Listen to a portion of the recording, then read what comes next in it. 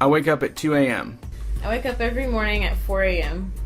5:30 some days even at 2:30. I get up at 4:05 to be here by 5 o'clock. You know, it's sad to say I don't even know the guy's name because the guy that taught me didn't speak English, so I used his son to translate to me, and it went basically like, do you think your dad can teach me to make donuts? They said something. He said, sure. I said, okay, how much do I need to pay him? He said, nothing. Just be here at midnight every night. And so that's how it worked, and it was kind of like I always say, the Karate Kid of donut making. He just rolled, and I just watched. Hey, this is James St. Peter with Hypnotic Donuts, King Donut. I am Amy St. Peter. I am the Queen Donut.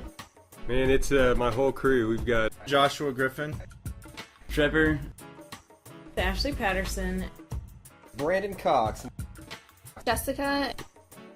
and Richard. You know, corporate was good to me. It taught me a lot of things, but it also taught me a lot of things in the sense of how I didn't want to run a business. So we had to work some of our employees really hard, and we made them work till midnight the day before, and then laid them off on April Fool's Day, and they all kept going, oh, this is a joke. And it's like, no, it's not. And that's when I just knew I had to get out and do something. Since it was all or nothing, we started by selling out the back of a car. But I just thought it was really weird, the following that we started with people meeting us on a Saturday or Sunday morning at a random spot, and they would exchange cash with us. I'm sure if other people saw us in the parking lot, they'd be like, what are you doing? When we were getting, 75 orders a minute, we knew we could probably take it a little bit further. And so what we did is decide to rent out a pizza shop on the weekend. It's a lot of work for a year and a half, and then after that year and a half, we kept having a good fan base.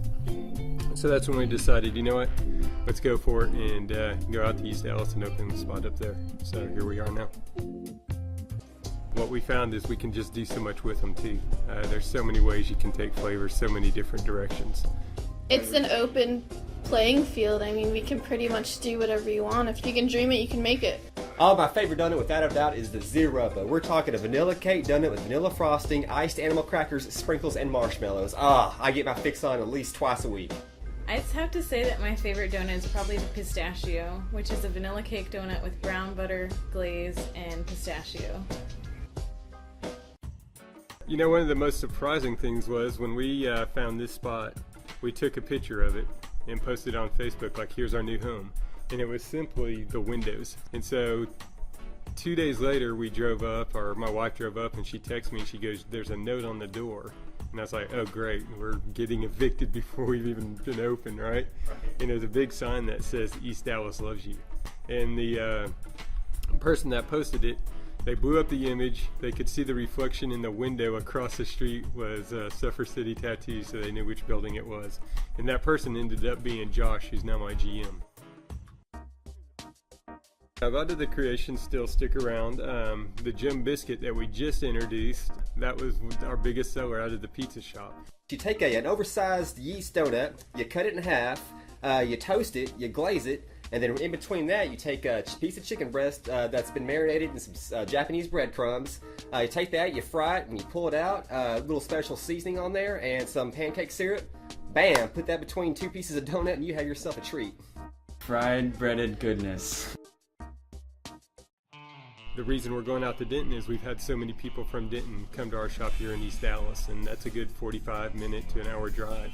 And when you see that kind of dedication from people that come and they're like, you need to come out to Denton, you need to come out to Denton.